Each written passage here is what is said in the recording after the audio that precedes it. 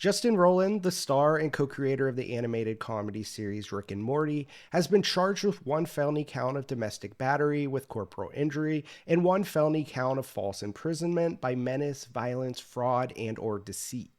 So this was in connection with a criminal complaint filed in May of 2020 where he pleaded not guilty. What's even weirder here is somehow this escaped massive media until now. He made $50,000 bond during that time and just went on with his life.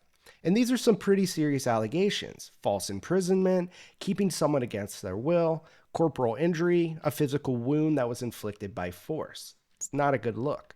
I also find this ironic because in 2019, Justin's game studio Squanch was investigated for and quietly settled a sexual harassment lawsuit out of court.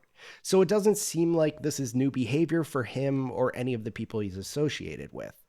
This news also brought some fans forward who have shared DMs with Justin from places like Twitter. And to make matters worse, some of his statements made in the podcast Grandma's Virginity, which was released around 2010-2011, aren't making anything better. So obviously this was a long time and you could kind of get away with saying things like this a little easier, but none of this aged well, and honestly this is going to do him no justice in his defense against the alleged DMs with minors. As a race, are we that crazy? Like when we were fucking 100 years ago, it was little 13-year-old girls, if they were built like a woman, they were getting married and having kids.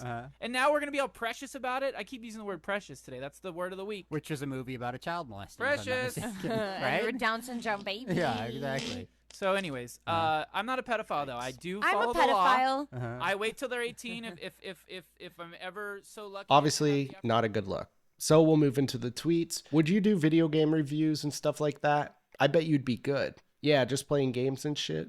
Yeah, then once you turn 18, you can start cam whoring.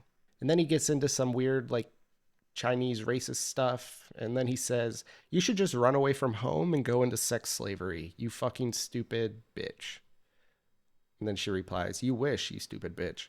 So the weird thing about this is you have to remember that these are fans. So, like, the fact that they're interacting with him, like, they're starstruck. Like, this is complete grooming. It's nasty. It's gross. Also, if you go to Rick and Morty's official subreddit page, you could scroll all the way down. It'll take you a while. But 8 years ago, he says, come on, Ryan, tell them about our trip to Death Valley together. Underage girls, hiking while intoxicated, peeing in the guest center room, clogging the bathroom toilet, and flooding the hotel room.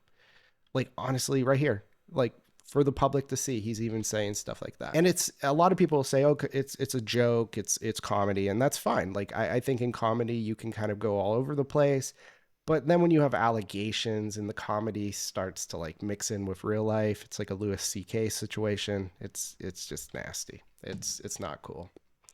So with what looks to be like serious jail time for Justin, many fans are being forced to ask the question, what does the future look like for his mega catalog of successful endeavors and future projects? The obvious one here is Rick and Morty, who Justin voices two of the title characters, and they're only about halfway through a 70-episode contract with Cartoon Network's Adult Swim. He also has a massive deal with Hulu for his show Solar Opposites, which he co-created and voiced the main character. Not to mention the video game High on Life, which was released in 2022 and became the top-selling game on Steam and the fourth most played game on Xbox the week of its release. I guess for Justin, he should just be glad that he had an amazing career early, won an Emmy, sold a ton of NFTs, and even a personal painting, which is weird. But it seems like his days in the spotlight may be coming to an end. And of course, this could all be untrue, but things are not looking good for Justin.